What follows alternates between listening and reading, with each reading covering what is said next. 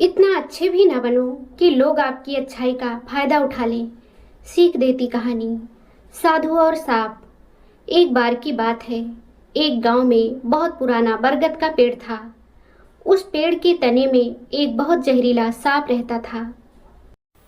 जब भी कोई पेड़ के पास से गुजरता, सांप उस पर हमला करने की कोशिश करता। एक दिन एक साधु गांव की तरफ आ रहे थे।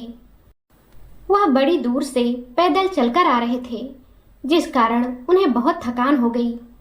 साधु को वह पुराना बरगद का पेड़ नजर आया। उन्होंने सोचा, चलो थोड़ी देर इस पेड़ के नीचे आराम कर लेता हूँ। जैसे ही साधु पेड़ की तरफ आगे बढ़े, उन्होंने देखा कि पेड़ के तने से एक सांप सरसराते हुए बाहर निकला और फन उठाए साधु की ओर बढ़ने लगा। साधु ने एक मंत्र कहा, जिससे सांप शांत हो गया और उसने अपना फन नीचे कर लिया। साधु ने सांप से कहा, तुम क्यों बिना वजह मासूम जानवरों और लोगों पर हमला करते हो? चलो मैं तुम्हें एक मंत्र बताता हूँ, जिसका जाप करने से तुम्हारा मन शांत होगा और तुम खुद को भगवान के पास महसूस करोगे। साधु ने सांप को वह मंत्र बताया और कहा, इस मंत्र का रोज जाप करना और किसी को भी नुकसान मत पहुंचाना। ऐसा कहकर साधु वहां से चले गए। कुछ दिन बीते। गांव वालों ने ध्यान दिया कि सांप अब किसी को भी डस नहीं रहा है। एक दिन गांव के कुछ बच्चे खेलते खेलते बरगद के पेड़ के पास आ गए। सांप मंत्र जाप कर रहा था। वो सब सांप को परेशान करने लगे। बच्चों ने सांप पर चीजें फेंकी और उसे पैर से मारा, पर सांप शांत रहा। बच्चों ने उसे पूंछ से उठाकर गोल गोल घुमाया और जमीन पर पटक दिया।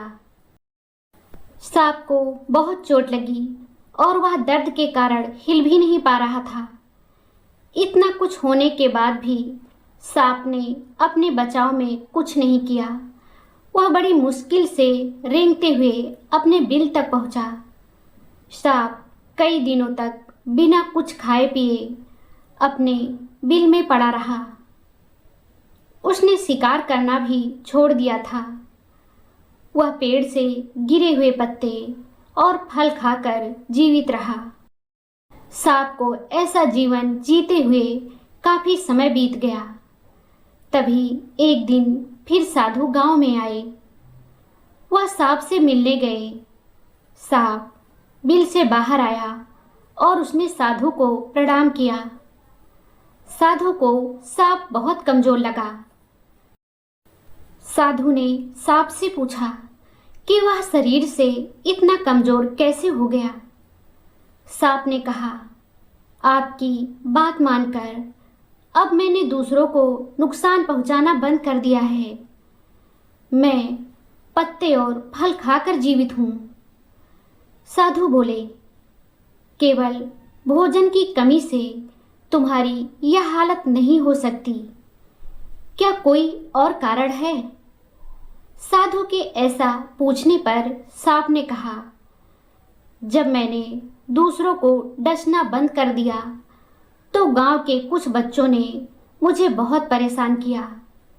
उन्होंने मुझे उछालकर इधर उधर फेंका, जिस कारण मुझे बहुत चोट लगी और मेरी यह हालत हो गई।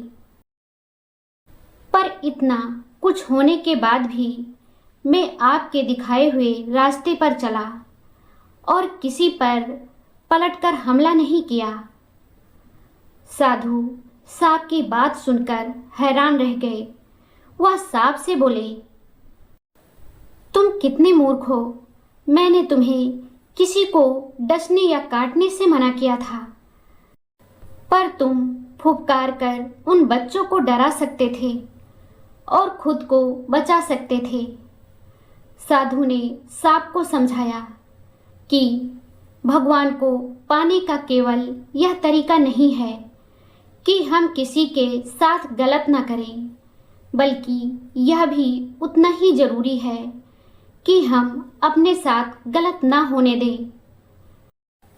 भगवान उन्हीं को मिलते हैं जो हर तरह की बुराई से लड़ते हैं। कहानी की सीख। दोस्तों, अच्छा बनना बहुत अच्छी बात है, लेकिन इतना भी अच्छा मत बनो कि लोग आपको कमज़ोर समझने लगें और लोग आपकी अच्छाई का फायदा उठा लें। जिंदगी में दया जरूरी है, लेकिन आत्मरक्षा उससे भी ज़्यादा ज़रूरी है। दोस्तों, यह कहानी आपको कैसी लगी हमें कमेंट करके ज़रूर बताएं। अगर आपको ये कहानी पसंद आई हो तो लाइक ज़रूर करें, शेयर करें और चैनल को सब्सक्राइब करना ना भूलें।